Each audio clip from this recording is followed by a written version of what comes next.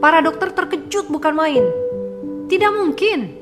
Mereka belum pernah mendengar keajaiban semacam ini. Mereka mengingatkan bahwa kalau saya benar-benar mau mengelilingi dunia, itu berarti saya akan dikubur di dalam laut nanti.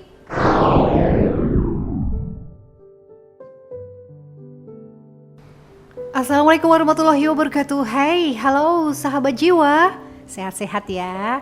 Mentalnya, fisiknya semua mesti sehat. Gimana? Masih punya masalah?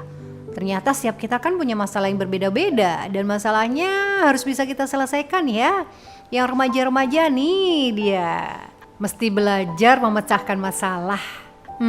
Gini, ada sebuah kisah yang ini dikisahkan oleh seorang bernama Earl P. Honey. Dia bertempat tinggal di 52 Westmere Avenue, Winchester, Massachusetts. Ceritanya itu dikisahkan pada tanggal 17 November tahun 1948 di Boston.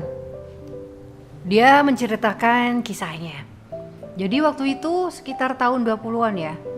Saya sangat sedih sampai usus saya itu dimakan borok. Pada suatu malam, saya tuh mengalami pendarahan hebat. Saya segera diangkut ke rumah sakit yang bekerja sama dengan sekolah kedokteran Northwestern University of Chicago. Berat badan saya turun drastis dari 175 pon jadi 90 pon. Sakit saya tuh payah sekali, sangat parah. Hingga mengangkat tangan saja saya nggak diperkenankan. Saya dirawat oleh 3 orang dokter. Salah satu diantaranya adalah dokter spesialis borok yang kenamaan. Ketiganya mengatakan bahwa sakit saya itu tidak dapat disembuhkan. Sekali lagi, tidak dapat disembuhkan. Hidup saya tuh hanya dari tepung alkalin yang 1 sendok makan susu dicampur krim yang saya minum setiap 1 jam. Jadi setiap pagi dan malam ada perawat yang memasukkan selang karet ya ke dalam perut saya dan memompa isinya keluar. Tuh kan, parah sekali.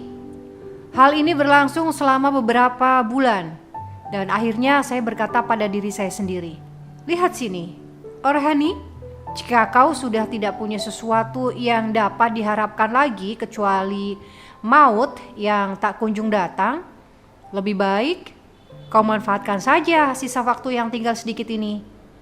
Dulu kau selalu ingin pergi mengelilingi dunia sebelum mati kan?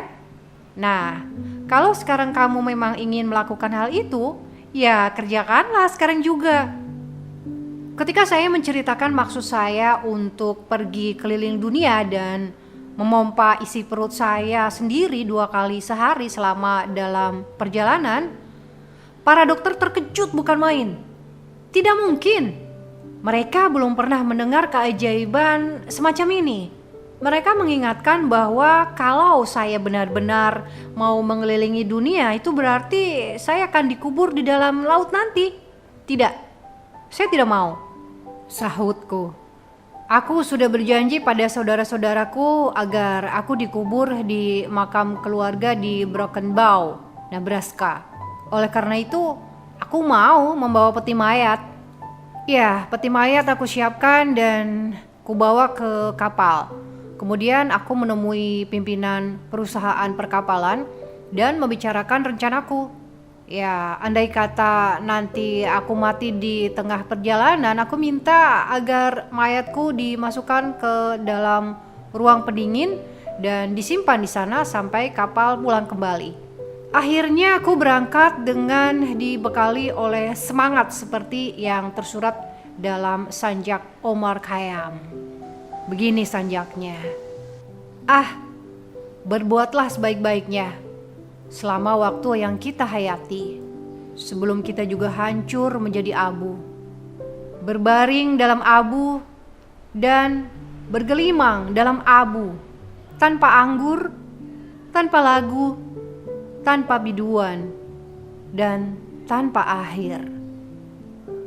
Pada saat aku naik ke atas kapal api Presiden Adams di Los Angeles dan menuju ke timur, aku merasa lebih sehat Sedikit demi sedikit, aku tidak lagi makan tepung alkalin dan tidak lagi memompa perutku. Tidak lama di antaraku mulai makan segala jenis makanan. Aku bahkan juga makan adonan serta ramuan yang semestinya membuatku mati. Iya, setelah beberapa minggu, aku malahan merokok cerutu. Iya, cerutu hitam panjang dan minuman whisky. Aku dapat menikmati kebahagiaan melebihi tahun-tahun sebelumnya. Aku diserang angin, hujan, dan taufan yang semestinya sudah membuatku masuk ke dalam peti mayat. Ini seandainya aku takut, tapi nyatanya aku justru mendapat banyak pengalaman dari petualangan ini. Aku bermain di atas geladak, menyanyi, mencari kenalan teman baru, dan berjaga sampai tengah malam.